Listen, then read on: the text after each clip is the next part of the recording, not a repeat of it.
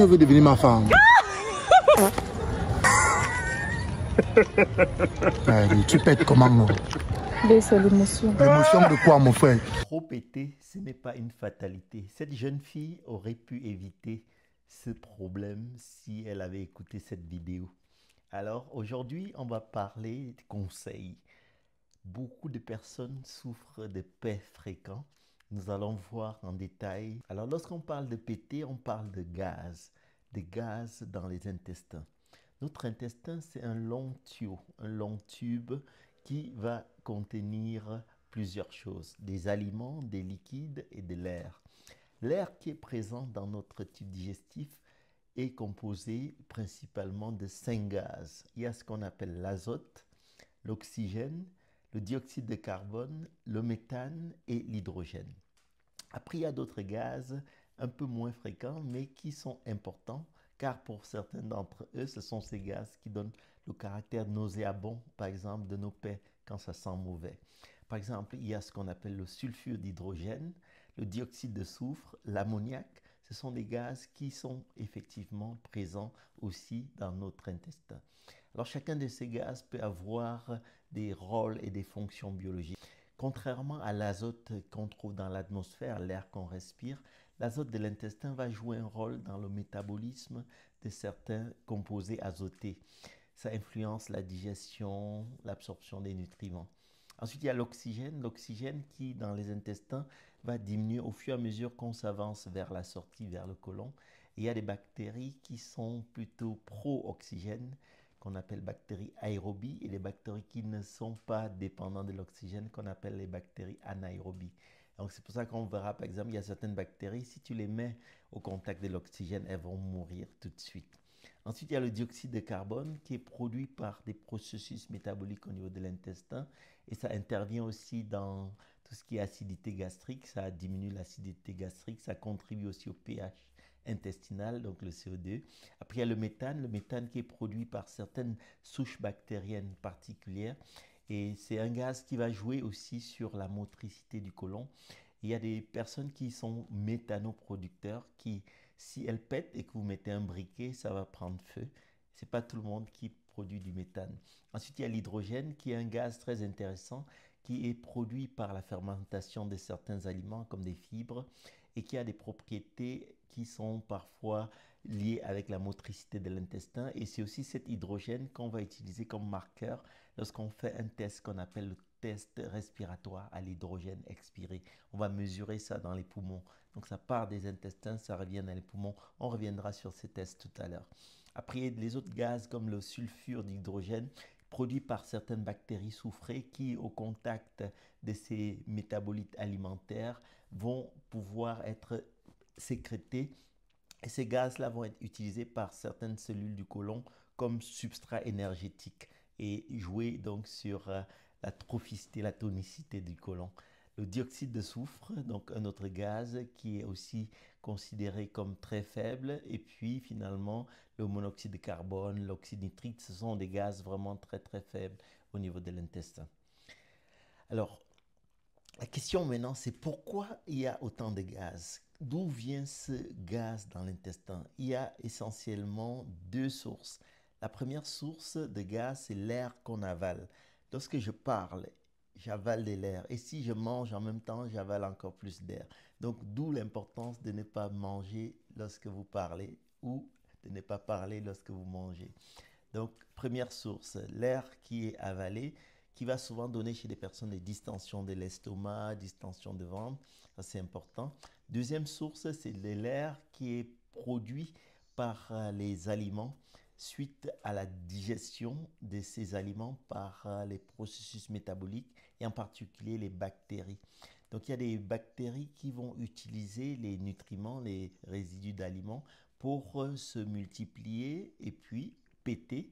Les bactéries vont littéralement péter et donner des gaz qui se retrouveront dans l'intestin. C'est pour ça que, par exemple, chez les personnes qui ont une intolérance à certains aliments, si je prends l'exemple du lactose, on verra que les personnes intolérantes au lactose vont avoir envie de péter souvent et se retrouver avec justement ces ballonnements parce que le lactose qui n'est pas métabolisé par l'individu va se retrouver dans le côlon et les bactéries vont se nourrir et puis libérer les gaz. Donc ça, c'est la deuxième source. Après, il y a aussi de l'air qui peut être dans une moindre mesure apporté par exemple, si vous mâchez beaucoup de gomme, ça c'est une possibilité, vous avalez beaucoup d'air. Si vous buvez beaucoup de boissons gazeuses, aussi vous avez de l'air présent dans ces boissons gazeuses. Ensuite, l'élimination des gaz se fait essentiellement par trois sources. Première source, lorsqu'il y a de l'air dans l'intestin, vous allez avoir envie de péter. Donc ça, c'est une source d'élimination. Vous allez avoir envie de rôter. Ça, c'est une autre source. Et vous allez aussi avoir cet air dans l'intestin qui va passer à travers les vaisseaux, aller dans le sang va circuler dans votre corps, aller dans la respiration. Lorsque vous allez respirer, l'air va être évacué. C'est pour ça aussi que lorsque ça se passe mal dans le ventre, vous avez des personnes qui sont très dérangées au niveau de l'intestin, ça va jouer aussi sur la mauvaise haleine. Et c'est aussi le principe du test respiratoire qu'on utilise lorsqu'on va aller chercher une malabsorption des sucres. On fait certains tests respiratoires pour voir si on manque des enzymes comme pour le test au lactose. Donc c'est important. Parlant justement des tests, comment est-ce qu'on pose le diagnostic qu'il y a un problème? Parce que déjà, il faut savoir que dans une journée normale, on peut péter jusqu'à 20 fois par jour et c'est considéré comme tout à fait normal. Mais il y a des personnes chez qui c'est très fréquent, très abondant et parfois très nauséabond et parfois ça s'accompagne d'autres choses comme la constipation, des maux de ventre, des personnes qui perdent du poids. Alors pour faire le bilan sur ce qui se passe, pourquoi vous êtes ballonné, pourquoi vous pétez, on va regarder d'abord toute l'histoire de votre tableau, qu'est-ce qui accompagne ces ballonnements, ces maux de ventre, est-ce qu'il y a des signes qu'on appelle les red flags, les signes rouges, comme la perte du poids, du sang dans les selles, des problèmes d'anémie, ça c'est important. Et on va regarder ce que vous mangez aussi. Donc à partir de là, on peut décider de faire certains bilans, comme des bilans sanguins, pour rechercher par exemple la maladie cœliaque qui est très fréquente. La maladie cœliaque, beaucoup de personnes qui pètent beaucoup ont une maladie cœliaque et ils ignorent. Retenez bien ça, maladie cœliaque. Si vous avez ce problème de pète souvent, demandez un test à votre médecin. On va doser les anticorps antitransglutaminase pour voir si vous êtes avec une maladie cœliaque. Deuxième chose qu'on peut faire, c'est effectivement voir s'il y a de l'inflammation. Des personnes qui ont par exemple du sang dans les selles, de la diarrhée et qui pètent souvent, on peut avoir des problèmes d'inflammation comme la maladie de Crohn. Donc ça, c'est très important. Ensuite, troisième chose, on va regarder des problèmes en lien avec des aliments. Donc rien que par l'interrogatoire, on peut déjà suspecter que vous êtes intolérant par exemple au lactose ou que vous avez une alimentation très riche en fructose, le sucre qui est présent dans les fruits mais qui est aussi ajouté dans beaucoup d'aliments. Et à ce moment-là, on peut identifier que c'est ça votre problème. Lorsqu'on a des doutes sur la contribution alimentaire à vos troubles, on peut faire des tests respiratoires. On vous donne à boire une poudre de lait et à ce moment-là, cette poudre contient par exemple du sucre qu'on appelle le lactose mélangé avec de l'eau. Et on vous demande de souffler dans un tube toutes les 30 minutes pendant plusieurs heures et on voit le niveau d'hydrogène qui permet à ce moment-là de parler par exemple d'une intolérance au lactose ou d'une intolérance au sucrose ou autre problème.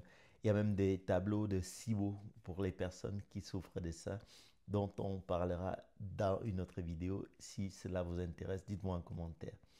Ensuite, il y a des personnes qui ont des problèmes de constipation avec des ballonnements et on peut faire des examens pour voir la motricité de l'intestin. Il y a des personnes qui ont par exemple des tests pour voir la vidange de l'estomac, donc lorsqu'ils ont des ballonnements de l'estomac, donc on appelle ça une scintigraphie ou bien une manométrie intra-duodénale. Mais, chez la grande majorité de patients qui ont des pets fréquents, qui pètent souvent, c'est l'interrogatoire, l'examen clinique qui permet d'orienter vers des causes, la plupart du temps, alimentaires, hygiène de vie. Et c'est ça aussi qui va faire que la plupart des traitements qu'on va donner pour la prise en charge de ces symptômes, c'est des traitements tout à fait simples. Donc, on va en parler à l'instant de ces traitements. Tout d'abord, il y a très peu de médicaments qui aident à diminuer le fait de péter. Il y en a quelques-uns, on reviendra dessus tout à l'heure, mais la plupart des choses qu'on fait, c'est des changements sur votre alimentation et vos habitudes de vie. Donc, les régimes alimentaires peuvent être ciblés. Par exemple, chez quelqu'un à qui on a identifié que c'est le lactose, on va vous demander d'arrêter de boire du lait, de privilégier des fromages à pâte dure qu'à pâte molle. Je vais vous mettre ici le tableau avec la composition de lactose selon les différents types de lait. Lait de vache, lait de chèvre, lait d'amande, etc. Donc vous verrez qu'effectivement, vous pouvez substituer votre apport de lait de vache par ce type de lait-là, tout en veillant à assurer un apport suffisant dans les autres nutriments. Parce que le calcium, c'est important, hein. Il faut quand même que vous ayez de bonnes sources de calcium. Il y en a dans beaucoup d'autres aliments en dehors du lait, mais ceux qui aiment boire le lait peuvent remplacer par ça. Ensuite, lorsqu'on parle de maladie cœliaque, il y a des tests pour faire le diagnostic, la gastroscopie avec biopsie, lorsque on suspecte la maladie cœliaque, et c'est un régime sans gluten qui est un régime à vie. Il y a certaines personnes qui n'ont pas de maladie cœliaque mais qui ont une certaine hypersensibilité au gluten. Là aussi, ces personnes peuvent diminuer le gluten dans l'alimentation, mais dans tous les cas, il faut que vous soyez accompagné par un nutritionniste ou appelé aussi diététicien, diététicienne dans d'autres pays. C'est important pour éviter des mauvaises pratiques. Ensuite, il y a ce qu'on appelle le régime pauvre en FODMAP. FODMAP, c'est un acronyme qui veut dire fructo-oligodisaccharides, monosaccharides et polyols. C'est un régime qui est utilisé pour les personnes qui ont beaucoup ces inconforts digestifs, pétés souvent, ballonnés, etc. Donc, il y a 3 phases du régime. Au début, on est assez strict. On enlève tous les aliments qui sont dans la liste rouge de ces régimes. Ensuite, après quelques semaines, on va les réintroduire un à un. Donc ça, c'est la phase de réintroduction. Et ensuite, la troisième phase, qui est la phase de maintenance, vous avez identifié. Par exemple, il y a des personnes, ça peut être les oignons, d'autres, ça peut être les choux, d'autres, ça peut être les haricots, d'autres, ça peut être des fruits qui sont certains très riches en fructose. Par exemple, si vous prenez des fruits comme la pastèque ou la banane, certaines bananes très mûres peuvent être très riches en fructose. Et à ce moment-là, dans votre régime, vous allez être interdit de pouvoir les manger. Donc, le régime FODMAP, très important. Ensuite, maintenant, si on parle des médicaments, comme je disais, il y a très peu de médicaments qui aident à diminuer les ballonnements. Les probiotiques, ça ne marche pas très bien. Ça peut aider chez certaines personnes à rééquilibrer un peu le microbiote, même si on sait que quand on parle de rééquilibrer le microbiote, ce n'est pas toujours un terme bien adapté. Parce que lorsqu'on prend des comprimés de probiotiques, on apporte au maximum 8-10 souches bactériennes, à savoir que dans notre intestin, il y a des milliards de bactéries. Donc les probiotiques, c'est comme une goutte d'eau à la mer, ça colore un peu l'eau, mais ça ne fait pas une grosse différence. C'est vraiment l'alimentation qui est importante, donc faites attention à ce que vous mangez, avoir une alimentation qui a des fibres, mais y aller graduellement, donc les prébiotiques, mais de façon graduelle. Si vous apportez rapidement des fibres alors que vous n'êtes pas habitué à manger assez de fibres, vous allez parfois être incommodé. Ensuite, il y a ce qu'on appelle les siméticones. C'est un médicament qui est utilisé parfois pour diminuer les ballonnements car ça va rassembler les bulles de gaz et faciliter leur élimination. Ça aide ponctuellement. Il y a certains qu'on appelle au vol qui peuvent vous aider lors de voyages pour éviter de péter dans l'avion, par exemple. Ensuite, il y a des médicaments pour traiter la constipation, pour traiter le syndrome d'intestin irritable. On fera une vidéo spécifique sur ces deux maladies, la constipation et le syndrome d'intestin irritable. On parlera des différentes familles de laxatifs et aussi des traitements pour l'axe intestin-cerveau. Il y a des médicaments comme dans la famille des antidépresseurs tricycliques, des familles des récaptures des sérotonines. Il y aura des médicaments sur le transit qu'on va discuter, plusieurs familles de traitements laxatifs. Et puis finalement, il y a des traitements qu'on appelle les thérapies comportementaux-cognitives, ce qu'on appelle la thérapie cerveau-intestin, qui est très important à utiliser. Donc, chez des personnes qui ont des paix, des ballonnements fréquents ou des inconforts, il faut y penser. Donc, pour terminer, voici 10 choses que vous allez retenir pour éviter de trop péter et de vous retrouver dans la situation de la fille de la vidéo. Donc, mangez lentement, bien mâcher les aliments, éviter les aliments producteurs de gaz, limiter les boissons gazeuses et les chewing-gums, très important. Utiliser un régime pauvre en FODMAP sous réserve d'être accompagné par un nutritionniste. Éviter trop de fructose et les aliments présents dans le fruit, le miel et d'autres aliments consommés à modération, surtout les aliments enrichis en fructose. Faites attention. Augmenter progressivement la consommation des fibres, ça c'est très important. Éviter les édulcorants artificiels parce que beaucoup de personnes, par exemple, vont mettre dans leur repas des édulcorants qui, comme le sorbitol, le mannitol, le xylitol, vous donnez des ballonnements, vous hydratez correctement, faire de l'activité physique et parfois des médicaments comme le siméticone peuvent aider.